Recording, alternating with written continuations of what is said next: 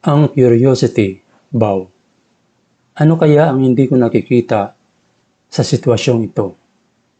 May mga pagkakataon sa buhay na paulit-ulit nating tinatanong, bakit nangyayari ito sa akin? Bakit hindi nangyayari ang gusto ko? Bakit kailangan kong pagdaanan ito? Bakit parang ang hirap ng sitwasyon ko, samantalang ang iba, parang ang dali-dali ng buhay? Pero paano kung may mas magandang tanong kaysa sa bakit ito nangyayari sa akin? Ang tanong ay, ano kaya ang hindi ko nakikita sa sitwasyong ito? Napakalaking pagbabago ng tanong na iyan. Dahil kapag ang tanong mo ay, bakit ako? Ang hinahanap mo ay dahilan para sisihin ang sitwasyon. Pero kapag ang tanong mo ay, ano ang hindi ko nakikita? Ang hinahanap mo ay katotohanan, pagkakataon, aral, at posibilidad. At minsan, iyon mismo ang kailangan natin para makaalis sa isang sitwasyong matagal na nating kinukulong ang sarili natin. Dahil ang problema, hindi naman palaging ang sitwasyon. Minsan, ang problema ay kung paano natin tinitingnan ang sitwasyon. Isipin mo ang isang taong nawala ng trabaho. Sa unang tingin, ang nakikita niya ay pagkawala. Walang trabaho, walang regular na kita, may pangamba, may bills, may responsibilidad, at valid lahat yon. Pero pagkatapos ng ilang buwan, maaring sabihin niya, kung hindi ako natanggal sa trabaho noon, hindi ko sana natuklasan na kaya ko palang mag-business. O kaya, kung hindi ako napilitang magsimula ulit, hindi ko sana nakilala ang mga taong naging mahalaga sa buhay ko. O, kung hindi ako nawala ng trabaho, hindi ko sana napagtanto na matagal na pala akong miserable sa ginagawa ko. Hindi ibig sabihin na maganda ang pagkawala. Ibig sabihin lamang, may mga bagay na hindi niya nakikita noong nasa gitna pa siya ng problema. At ganoon din tayo. Kapag nasa gitna tayo ng problema, napakaliit ng ating field of vision. Nakikita natin ang sakit. Nakikita natin ang takot. Nakikita natin ang pagkabigo. Pero hindi natin nakikita ang buong larawan. Parang nakatayo ka sa harap ng isang malaking painting na 1 pulgada lang ang layo. Ang nakikita mo ay isang maliit na bahagi lamang ng larawan. At ang problema, iniisip mong iyon na ang buong painting. Kaya kapag may nangyaring hindi maganda, subukan mong huminto sandali at itanong, ano kaya ang hindi ko nakikita?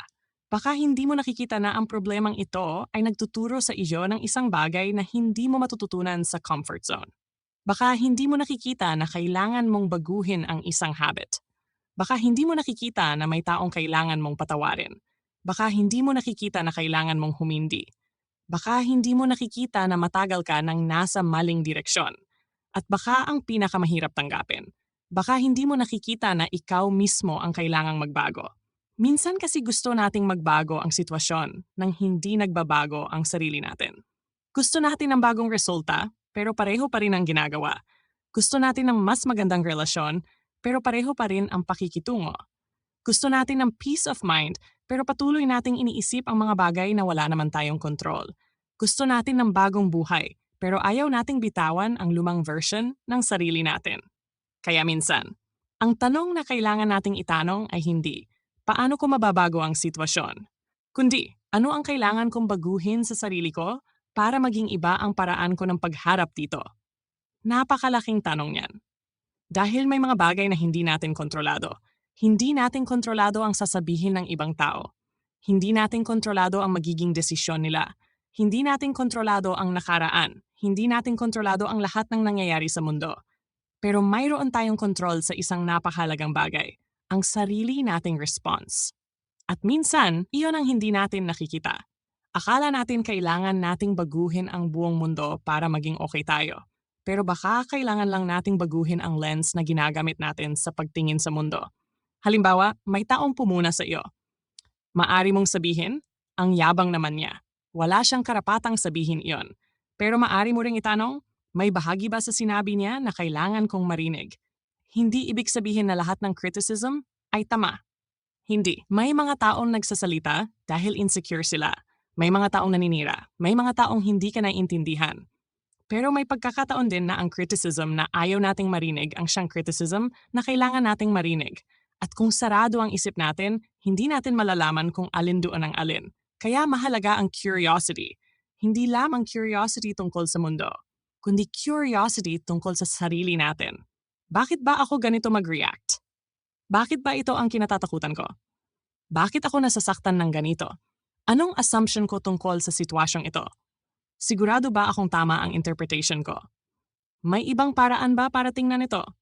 Napakagandang habit nito. Kapag may nangyari, huwag agad magdesisyon kung ano ang ibig sabihin nito. Dahil minsan, ang pangyayari ay isang bagay lamang. Tayo ang nagbibigay ng kahulugan dito. May taong hindi nag-reply sa message mo. Ang pangyayari, hindi siya nag-reply. Pero ang interpretation mo, galit siya sa akin. Wala siyang pakialam. May nagawa akong mali. Hindi niya ako gusto. Pero teka muna, sigurado ka ba? Baka busy lang siya. Baka may problema siya. Baka nakalimutan niya. Baka hindi niya nakita. Baka wala talaga itong kinalaman sa iyo. Kaya minsan, ang hindi natin nakikita ay ang pagitan ng facts at interpretation. Napakahalaga niyan. Dahil maraming unnecessary suffering sa buhay ang nanggagaling sa mga kuwentong ginagawa natin sa isip natin tungkol sa mga bagay na hindi naman natin talaga alam. Kaya kapag may sitwasyon kang hindi maintindihan, huminga ka muna. At sabihin mo, hindi ko pa alam ang buong kuwento. Napakalakas ng sentence na yan. Hindi mo kailangang magkaroon agad ng sagot. Hindi mo kailangang malaman agad kung bakit. Hindi mo kailangang ayusin agad ang lahat. Minsan kailangan mo lamang bigyan ng pagkakataon ang sarili mong makita ang bagay mula sa ibang anggulo. At baka may isa pang bagay na hindi mo nakikita. Ang timing. May mga bagay na gusto natin ngayon pero hindi pa pala tayo handa. Gusto nating dumating ang opportunity. Gusto nating ma-promote. Gusto nating magkaroon ng relasyon. Gusto nating maging successful. Gusto nating mangyari agad ang plano natin.